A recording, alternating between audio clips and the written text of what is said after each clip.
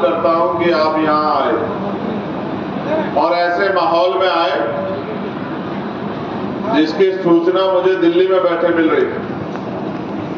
अपनी बात को शुरू करने से पहले मैं बहुजन समाज में जन्मे सभी संतों, गुरुओं और महान पुरुषों को नमन करता हूं।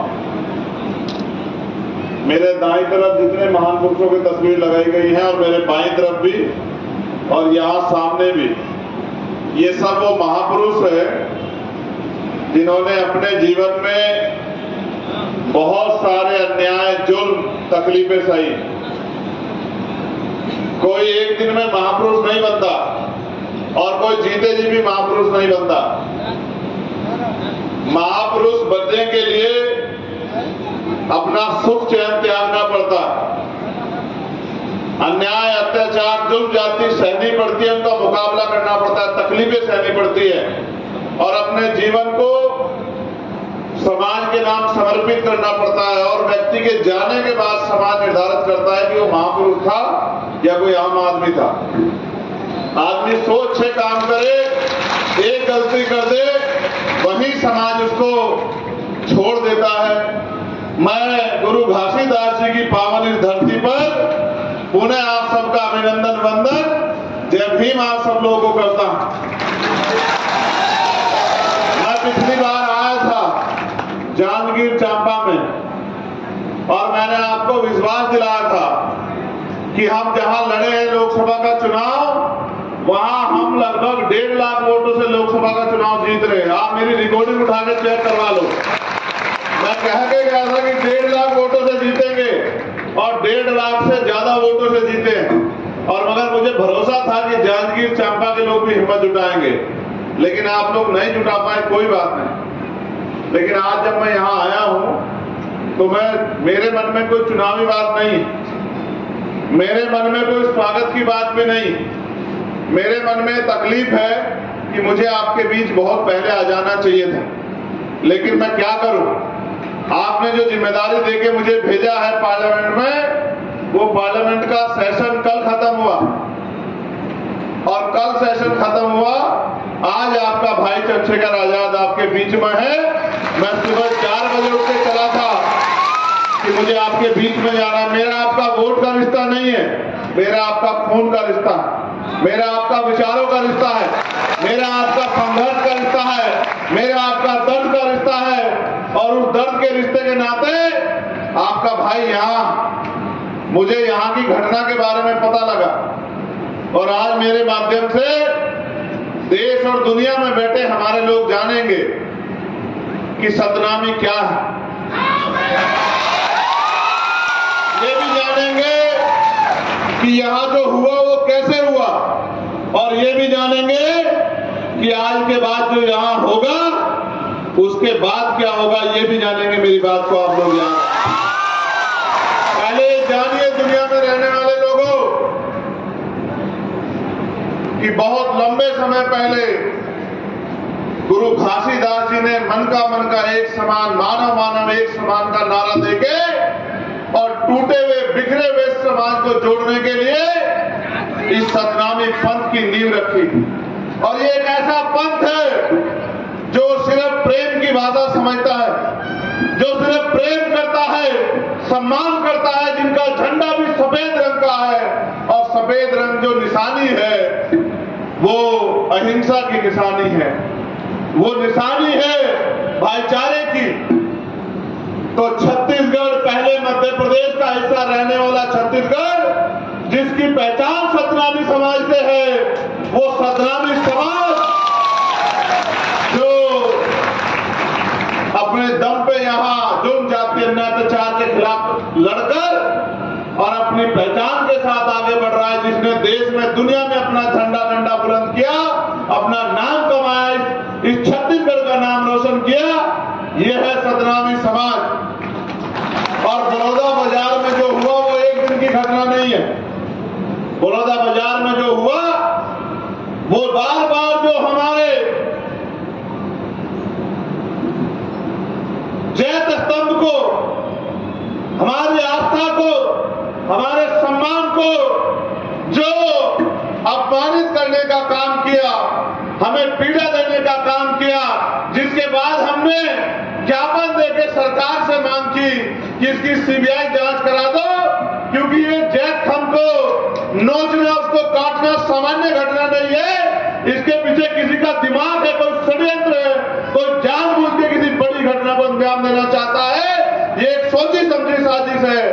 लेकिन महीने भर के समय के बाद भी इतने बड़े समाज की आस्था को अपमानित होने दिया गया और 3-4 लोगों को पकड़ के, जिनको ये भी नहीं पता कि जैत स्तंभ क्या होता है, सतनामी समाज क्या है, गुरु घासीदास के विचार क्या है, जो इस प्रदेश के रहने वाले भी नहीं है, उनको गिरफ्तार करके खाना पूर्ति करके जेल भेज दिया जाता है, सिर्फ और सिर्फ हमारी भावना आग करने के लिए। और मैं अपने सतनामी समाज को जानता हूं, वो कभी हिंसा के रास्ते में नहीं जा सकता। मैं जानता हूं कभी हिंसा का रास्ता अख्तियार नहीं करता। अगर वो हिंसा का रास्ता अख्तियार करने वाला समाज होता तो इनकी तरफ आंख उठाने वाला व्यक्ति छत्तीसगढ़ में दिखाई नहीं देता। मैं अपने समाज की ताकत को जानता हूं। लेकिन ये तो संविधान को मानने वाले लोग हैं, ये तो गुरु घासीदास को मानने वाले लोग हैं, ये तो बाबा साहब अम्बेडकर को मानने वाले लोग हैं, ये तो माननीय काशीराम साहब को मानने वाले लोग हैं। ये कभी हिंसा का सहारा नहीं लेते। ये तो जिस दिन इकट्ठा हुए थे अपनी बात को कहने के लिए इकट्ठा हुए थे, लेकिन इनकी भीड़ में जिन असामाजिक तत्वों ने इस घटना को अंजाम दिया, जिन्होंने जानबूझ के उस षड्यंत्र को हवा दी और इस समाज की आस्था को चोट पहुंचाते हुए और इस समाज को बदनाम करने के लिए पूरी दुनिया में जिस तरह का षड्यंत्र किया और जिस तरह की घटना को अंजाम दिया, सरकार ने उसकी तह में जाना सही नहीं समझा और सरकार ने निर्दोष सतनामी लोगों को टारगेट कर करके, जो इस समाज के निकले हुए लोग हैं, जो समाज में फैली हुई कुरीतियों को दूर करने और गुरु घासीदास जी के विचारों को दुनिया में पहुंचाने का काम कर रहे हैं, जानबूझ के टारगेट करके उन्हीं लोगों को जेल भेजने का काम किया। और जेल भी ऐसे नहीं भेजा, दुनिया में रहने वाले लोगों सुनो, जेल भी ऐसे नहीं भेजा, उनकी खाल नोच नोच के, लाठियों से पीट पीट के, उनको जूतों से पीट पीट के, उनको बेइज्जत करके उनके हाथ पैर तोड़ के जेल भेजा। और आज मेरे भाई, मेरा परिवार जेलों में सड़ रहा है। ये इस सरकार और सरकार के निकम्मे प्रशासन की देन है। क्या इस प्रशासन को नहीं पता था इनके एलआईयू का फेलियर है, इनके इंटेलिजेंस का फेलियर है? इनको नहीं पता था। आज तो इनको पता था कितने लोग आएंगे। आज तो जगह जगह बैरिकेडिंग लगा दी, आज तो गांव गांव में अनाउंसमेंट करा दिया कि मुकदमे हो जाएंगे, जेल भेज दिए जाओगे। आज तो डराने का काम किया।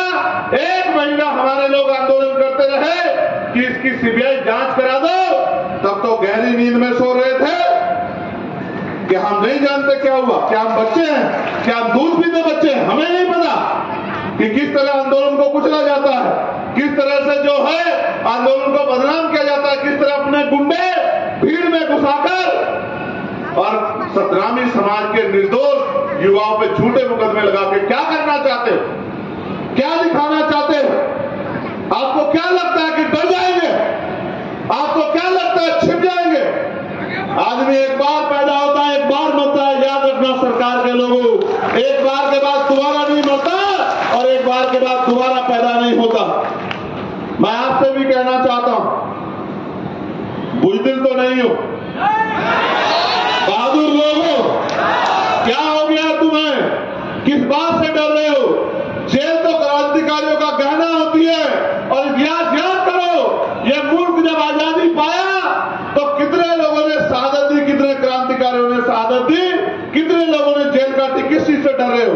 मैं तुम्हारे सामने खड़ा हूं, चंद्रशेखर आजाद, जिसने दिल्ली की तिहाड़ भी 2-2 बार काटी और 16-16 महीने जेल काटी, जिसके शरीर में जितनी हड्डियां नहीं उतनी लाठियों से उसको पीटा गया, पैरों के नखून खींच लिए गए, दांत तोड़ दिए गए, रीढ़ की हड्डी में गैप कर दिया गया, फिर भी नहीं मरा। क्योंकि संघर्ष करने वाला व्यक्ति मरता नहीं है, संघर्ष करने वाला अमर होता है और उसके जाने के बाद दुनिया उसको याद रखती है। आज हमारे प्रदेश अध्यक्ष राजकुमार जांगड़े जी नहीं है। वो बेचारे पहले उनको एक्सीडेंट हो हो गया, बड़ी मुश्किल से उसकी जान बची आपकी प्रार्थनाओं से, गुरु घासीदास जी के आशीर्वाद से। फिर उसको दोबारा से चोट लग गई। वो किसी तरह से, उसको पता था कि उसके ऊपर शिकंजा कसा जाएगा। वो निर्दोष व्यक्ति किसी तरह से यहां से चला गया, उसको पकड़ के लेके आया। जिस दिन मैंने घोषणा करी कि मैं आने वाला हूं, इनको पता था कि राजकुमार जांगड़े और भीम आर्मी के लोग यहां रहेंगे तो लाखों लोग जुटेंगे और आपको जवाब देना भारी हो जाएगा। अभी मैं जब यहां आया तो मुझे बताया कि उसके पिताजी आए। ये राजकुमार जी के पिताजी हैं।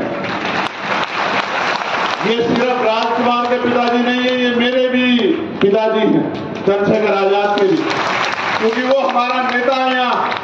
वो हमारे लिए और आपके लिए 24 घंटे 7 दिन खड़ा रहता है। वो अपनी जान की परवाह नहीं करता। वो मेरा बहादुर सिपाही है। आज इनकी आंखों में आंसू देख के मुझे बड़ी तकलीफ हो रही। मैंने इनसे भी कहा कि क्रांतिकारियों के पिता आंसू नहीं बहाते, ये उनके संघर्ष का भी अपमान होता है।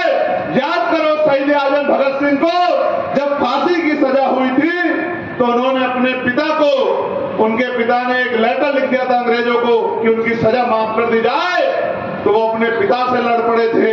उन्होंने अपने पिता से कहा कि आपको कोई अधिकार नहीं है मेरी जंग में कूदने का, मुझे अपमानित करने का। उन अंग्रेजों के सामने, जिनके सामने मैं प्राणों की बाजी लगा रहा हूं, उनके आगे झुकने का, गिड़गिड़ाने का आपको कोई अधिकार नहीं है। मेरे संघर्ष को कमजोर मत करो। मैं आपसे भी कह रहा हूं, मैं वचन देके कहता हूं, मेरा वचन अटल है, याद रखना। मैं सरकार से कह रहा हूं, प्रशांत कराओ जेल बड़ी, छत्तीसगढ़ की जेल बड़ी कराओ। हम देखेंगे कितने लोगों को आप जेल भेजेंगे। हम आपकी हिम्मत देखने का काम करेंगे। और इसको आप आगे मत समझना। ये मेरी चेतावनी है सरकार को कि अगर वो गुंडागर्दी पे उतर आई है, अगर वो तानाशाही पे उतर आई है, अगर वो सतनामी समाज को कुचलने पे उतर आई है, तो उसका जवाब देने के लिए चंद्रशेखर आजाद है। करो मुकाबला, हम लोग तुम्हारा मुकाबला करेंगे। मैं आज आया कि देखने के लिए क्या चल रहा है, तो मैंने देखा 14 FIR, 153 लोगों को गिरफ्तार किया गया। कितने निर्दोष लोग हैं किसी को नहीं पता। उसका उदाहरण है ये बहन बैठी है जिनके पति पत्रकार हैं। इनका नाम है उमा पुरेना, ग्राम कुसमी, थाना पलारी। इनके पति मीडिया में हैं। इन्होंने पूरे डॉक्यूमेंट लगाए हैं, मीडिया के साथी भी देख ले। उस बेचारे पत्रकार को उठा के जेल में भेज दिया क्योंकि कोई इनकी सच्ची आवाज बाहर ना पहुंचा दे, कोई जो अन्याय हुआ उसको बाहर तक ना पहुंचा दे। इनको लगता है कि ये जुल्म यही बंद हो जाएगा, नहीं होगा बंद। ऐसी कितनी एप्लीकेशनें मेरे पास हैं जो निर्दोष लोग हैं जिनको पकड़ के जेल में डाल दिया है। छत्तीसगढ़ सरकार को ये लगता है कि ये जानवर हैं, गूंगे बहरे लोग हैं, ये गाय बैल बकरी है कि इन पे जुल्म करो, लाठी बजाओ, इनकी खाल खींच लो, इनको जेल में ठूल दो, कोई नहीं पूछेगा। गिरफ्तारी कर रहे, कानून ये है कि 24 घंटे के अंदर आपके उनके परिवार को इन्फॉर्म करना पड़ेगा। जिसके बच्चे को आपने गिरफ्तार किया है, जिस जेल में भेज रहे हो, आपको उनके परिवार को इन्फॉर्म करना पड़ेगा। कुछ नहीं कर रहे हैं। मैं तो खाकी वर्दी वालों की भी आवाज उठा रहा हूं कि इनको 8 घंटे की ड्यूटी कर दो। इनको बहुत तकलीफ सहनी पड़ती है, लेकिन आप ही सोचो, आपके भी परिवार हैं। जब आप पीड़ित होंगे तो चंद्रशेखर आजाद आपके साथ खड़ा होगा, खाकी वर्दी वालों, मेरे भाइयों। लेकिन जब आप जुल्म करोगे तो ये सत्ता आपको नहीं बचा पाएगी। मेरी बात को याद रखना। सुप्रीम कोर्ट तक खींच के ले चलूंगा, बताऊंगा किस तरह कानून की धज्जियां उड़ाई जाती है। याद रखना मेरे लोगों, मैं वचन देके कह रहा हूं, एक अधिकारी को नहीं छोड़ेंगे जिसने संविधान का उल्लंघन किया, कानून का उल्लंघन किया। याद रखना, मरे हुए लोग नहीं है, सड़कों पे नहीं है, हम पार्लियामेंट में भी है। और वचन देके कहता हूं, जिस दिन दोबारा सेशन चलेगा इसी महीने में, सबसे पहले यही मुद्दा सदन में उठेगा और सरकार से जवाब मांगा जाएगा कि ये जो वर्दी पहने लोग हैं जो हमारी तनख्वाह, हमारे पैसे से तनख्वाह पाते हैं, इनको सरकार हम पे जुर्म करने के लिए क्यों यूज कर रही है? क्या कानून नहीं जानते हो? क्या आपको नहीं पता है कि जिन परिवारों के बच्चों को आपने उठाया इन्फॉर्म करना पड़ेगा? क्या आपको नहीं पता है कि निर्दोषों को जेल नहीं भेज सकते हैं? क्या आपको नहीं पता है कि जानबूझ के कितने बड़े समाज को नहीं कुचल सकते हैं, उनकी भावनाओं को नहीं कुचल सकते हैं? क्या क्या नहीं पता आपको? सब पता है, लेकिन आप सत्ता के आगे कमजोर पड़ गए हो। मैं आपको बल देने के लिए आया हूं कि घबराओ मत पुलिस के साथियों, मैं आपके साथ हूं, ईमानदारी से काम करो। लेकिन याद रखो, आपके भी परिवार हैं। कल जब अपने बच्चों में जाओगे तो कैसे उनसे आंखें मिलाओगे? जब किसी गरीब के बच्चे को, निर्दोष को पीट पीट के जेल भेजोगे, कैसे आंख मिलाओगे? सोचो, यही प्रदेश होगा। कल आपके बच्चे से कोई गलती हो जाए या ना भी गलती हो और उसके साथ ऐसा जुल्म हो, कैसे बर्दाश्त करोगे? आप भी तो पिता, क्या अपने बच्चों में होते जुल्म को बर्दाश्त कर पाओगे? खाल खींच रहे हो मेरे लोग। ऐसा लगता है कि उनका कोई वाली वारिस नहीं है, उनका कोई भाई नहीं है, उनका कोई परिवार नहीं है, उनके लिए लड़ने वाला कोई नहीं है। हो सकता है छत्तीसगढ़ के नेता आंख मीच सकते हैं, लेकिन दिल्ली में बैठे हम लोग आंख नहीं मीच सकते। मेरी बात को याद रखना। आपको शायद नहीं पता कि जिन भीम आर्मी के लोगों को आपने बंद किया है, इसे 21 जुलाई में भीम आर्मी की स्थापना हुई थी। आपको नहीं पता? ये महीना हमारा है, ये हमारा महीना है। पिछले साल इसी महीने में हमने 5 लाख लोग दिल्ली में जुटाए थे, और इस बार भी अगर आप आतंक करोगे तो 10 लाख लोग हम लोग दिल्ली में जुटाएंगे। जब आपके सम्माननीय मुख्यमंत्री दिल्ली आएंगे, हम उनका स्वागत करेंगे। हम यहां से जब जाएंगे तो देश के गृह मंत्री जी को भी अवगत कराएंगे कि उनकी सरकार वहां क्या कर रही है, उनकी सरकार वहां किस तरह जुल्म कर रही है। और अगर वो भी हमारी बात नहीं सुनेंगे तो सड़कें सुनेंगे हमारी बात, क्योंकि हम भीम आर्मी आजाद समाज पार्टी को ताकत को जानते हैं, और हम ये भी जानते हैं कि लोकतंत्र है। लोकतंत्र में जिनके पास लोग होते हैं उनकी सुनवाई तानाशाह को भी करनी पड़ती है। आप ये बताओ, ऐसा क्या हुआ कि एसपी दफ्तर में आग लगी और सिर्फ आबकारी की फाइल ही चली? ऐसा क्या हुआ? बाहर आग नहीं लगी और अंदर आग लग गई। ऐसा तो नहीं कि दफ्तर में बैठ के कोई आदमी आग लगा रहा हो। ऐसा तो नहीं कि दफ्तर में बैठ के कोई आग लगा रहा हो, अपने किसी माफिया साथी को बचा रहा हो, किसी की मदद कर रहा हो, किसी को जेल जाने से बचा रहा हो, किसी से कुछ सुविधा लाभ लेकर गरीबों के बच्चों को फंसा रहा हो। ऐसा तो नहीं है। कहां था इंटेलिजेंस, कहां था एनआईयू, कहां थी पुलिस, कहां था प्रशासन? इतने लोग आए थे, क्यों नहीं बात करी? जिलाधिकारी मौके पे क्यों नहीं पहुंचा? आज इतनी फोर्स लगाई है, अगर इतनी फोर्स लगाई होती तो पत्ता भी नहीं हिलता। और इतने लोग यहाँ हैं, बताओ पत्ता कहां हिल रहा है? इनमें से कौन ऐसा है जो किसी को बुरा कह रहा है? लेकिन बुरा तो उस दिन भी नहीं कह रहा था। ये तो सत्ता और विपक्ष की मिली भगत थी, जिसमें मेरे लोग पिस गए। जो बेचारे गुरु घासीदास जी के सम्मान में, जो सतनामी समाज के सम्मान में गए थे, वो बेचारे पिस गए।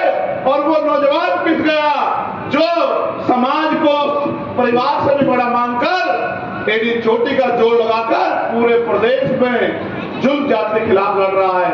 मैं समझता हूं क्योंकि हम सत्ता के खिलाफ मजबूती से लड़ रहे हैं, इसलिए जानबूझ के हमारी लड़ाई को कमजोर करने के लिए हमारे नेताओं को टारगेट किया गया है। विश्वास करो, सबसे ऊपर है कानून और कानून से ऊपर है संविधान। कोई संविधान से बाहर नहीं है। अगर मुख्यमंत्री अपराध करेंगे तो कानून उनको भी सजा देगा, और अगर गृह मंत्री अपराध करेंगे तो कानून उनको भी सजा देगा। सतनामी समाज था, सतनामी समाज है, और सतनामी समाज अनंत अनंत तक रहेगा। ये गलतफहमी अपने दिल में मत रखना। मैं आज राज्यपाल जी से भी मिला था, मैंने उनको भी ज्ञापन दिया। उन्होंने मुझसे कहा कि भाई घटना बड़ी चिंताजनक है, दफ्तर में आग लगी है। तो मैंने कहा तो आग लगाने वालों को गिरफ्तार करो, आग बुझाने वालों को गिरफ्तार मत करो। मैं तो आपसे कह रहा हूं, जिसने आग लगाई है आप सीबीआई जांच कराओ इस घटना की, उस पर कड़ी से कड़ी कार्रवाई करो। लेकिन जिन लोगों ने अपने सम्मान आत्मसम्मान की लड़ाई लड़ने के लिए जो वहां गए थे,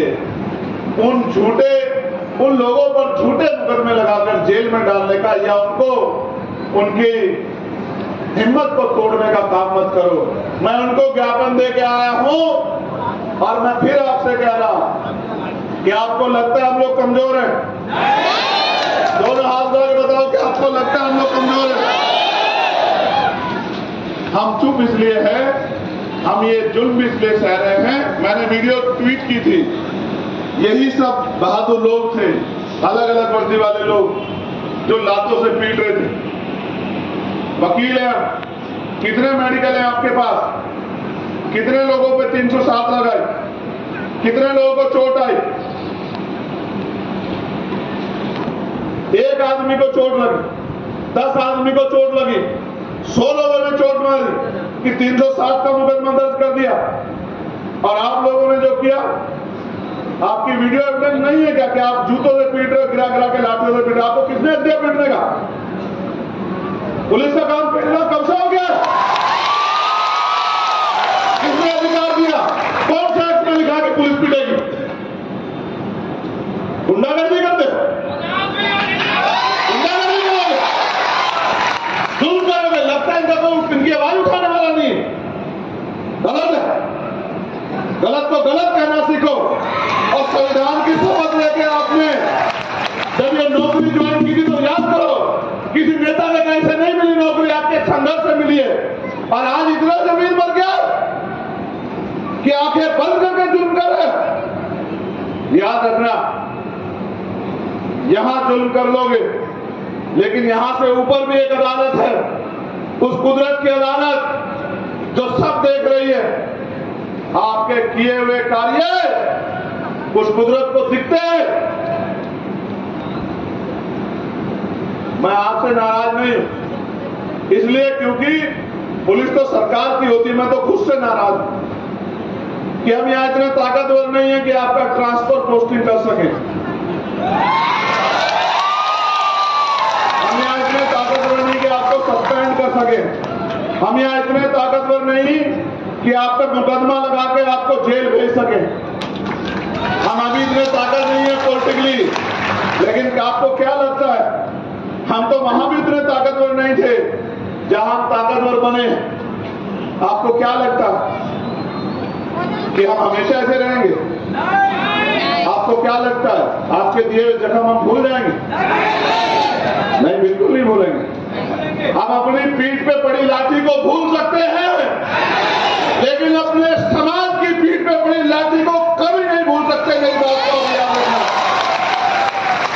हम जानते हैं कि हम कमजोर हैं राजनीतिक रूप से। जब आपकी लाठियां हमारे खिलाफ उठती हैं तो नहीं सोचती। आपके आदमी को तो पत्थर लगा भाइयों, हमें तो मूछे रखने में मारा जाता है, हमें तो घोड़ी पे बैठने में मारा जाता है। आपको तो पत्थर लगा, आप तो घायल हुए, मैं उसको भी सही नहीं मानता, मगर हमें तो मार के लटकाया जाता है भाई, हमें तो मटकी छूने में मारा जाता है। हम किससे नहीं लड़ते? हम तो अपने मुल्क में जुल्म सह रहे हैं। करोड़ों की आबादी होने के बाद भी इस देश का दलित, पिछड़ा, आदिवासी और अन्य धार्मिक अल्पसंख्यक जुल्म सह रहे हैं। हमारी मॉब लिंचिंग होती है भाई, हमें मारा जाता है, दाढ़ी रखने पे, टोपी पहनने में मारा जाता है, हमें आवाज उठाने में मारा जाता है। हम नहीं लड़ते, हम संविधान पे भरोसा रखते हैं। लड़ने वाले लोग होते तो आपकी हिम्मत नहीं होती हमारे पंडाल में घुस जाते, आपकी संख्या नहीं। लेकिन आप जानते हो, क्योंकि लंबे समय से इनके नेताओं ने इनको ठगा है तो आप इनको बेसहारा मानते हो, लेकिन अब ये बेसहारा नहीं है। अब इन पे एक मजबूत आवाज है जो इनका नेता नहीं है, इनका भाई और इनका बेटा है, जो अपने प्राणों के बलिदान लगा देगा लेकिन इनको कमजोर नहीं पड़ने देगा। मैं आपसे भी कहता हूं, हाथ जोड़ के कह रहा हूं, इसे मेरी विनती मानो कि इस जुल्म को बंद कर दो। इसमें सबकी भलाई, और जिन निर्दोषों को आपने गिरफ्तार किया है उनको छोड़ दो बिना शर्त के। इसमें सबकी भलाई, वरना फिर आंदोलन होंगे। और इस बार आंदोलन अगर छत्तीसगढ़ में हुआ तो उसका प्रचार करेगा चंद्रशेखर आजाद गांव-गांव घूमकर। इसका प्रचार करेगा भीम आर्मी का एक पदाधिकारी, आजाद समाज पार्टी का एक पदाधिकारी, क्योंकि लोकतंत्र में आप हमें नहीं रोक सकते हो अपनी आवाज उठाने से।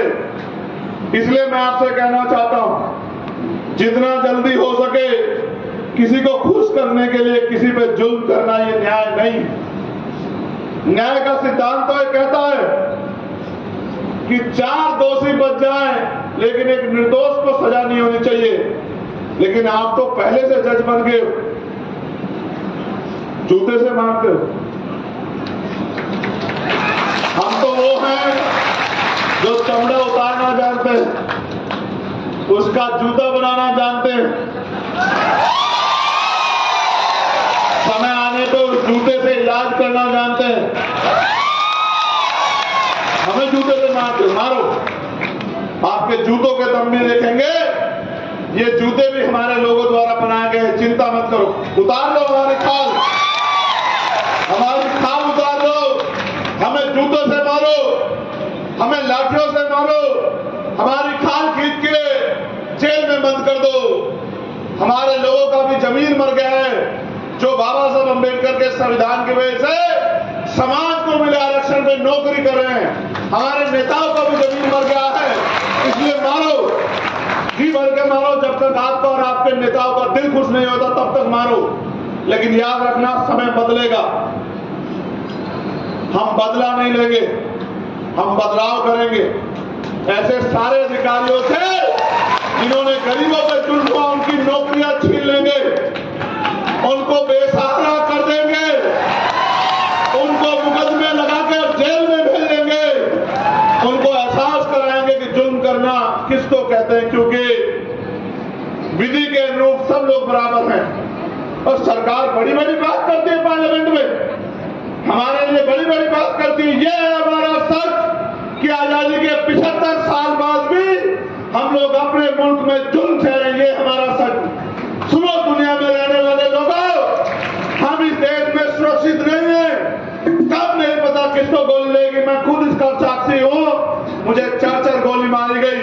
दुनिया में रहने वाले लोगों सुनो, हमें हमारे जुल्म देश में जानवरों की तरह मारा जा रहा है, क्योंकि हमारे नेताओं ने हमसे धोखा कर लिया और शासन प्रशासन और सत्ता में बैठे लोग हमें इंसान मानने को तैयार नहीं।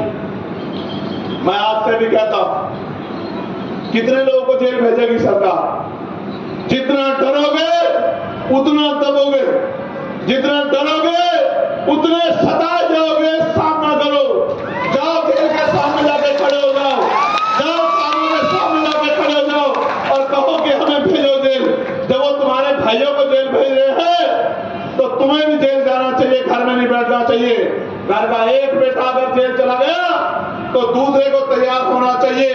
आप सैनिक समझते हो, भी समझते हो, सीमा पर जब एक जवान शहीद होता है तो उस वीर जवान की मां ये नहीं कहती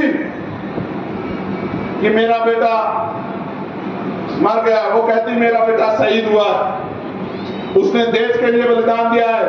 मैं चाहूंगी मेरा दूसरा बेटा भी देश के लिए संघर्ष करे और बलिदान देने की नौबत आए। सतनामी समाज के लोगों, क्या हो गया तुम्हें? तुम वो लोग हो जिन्होंने दुनिया को रास्ता दिखाया है, तुम्हारी बहादुरी को क्या हो गया है? जाओ जेलों के सामने चले जाओ, जाओ थानों के सामने चले जाओ, हाथ बांध के जाओ कि करो हमें गिरफ्तार भेजो।